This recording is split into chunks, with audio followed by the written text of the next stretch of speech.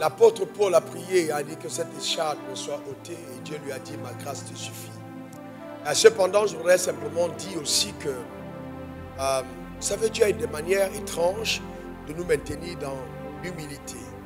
Voyez, on peut avoir une extraordinaire relation avec Dieu et puis on a une situation qui tarde à être réglée. Et Dieu, là, par cette situation, nous maintient justement dans l'humilité. Il a dit à l'apôtre Paul, justement, ma force est manifeste dans ta vie au travers de tes faiblesses.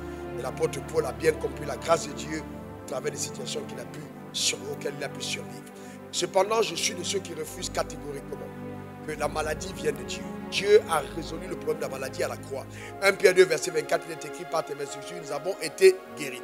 Donc, en fait, nous devons avoir la foi. C'est vrai que quand on souffre à un certain moment, pour paraître davantage spirituel, on peut faire croire, dans tous les cas, c'est Dieu qui a voulu que je sois malade. Non, c'est un mensonge erroné.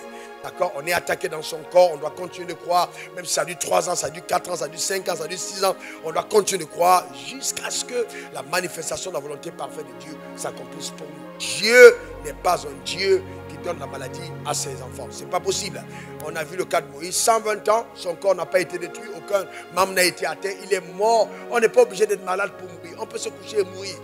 Non, on n'a pas besoin d'être malade. C'est ce que le diable essaie de nous faire croire. La parole de Dieu marche. Si tu crois, tu verras dans ton corps la gloire de Dieu. La Bible dit que le Saint-Esprit rendra la vie à notre corps mortel. Donc le Saint-Esprit qui est en nous peut vivifier notre corps, comme on a vu dimanche et comme on verra dimanche prochain.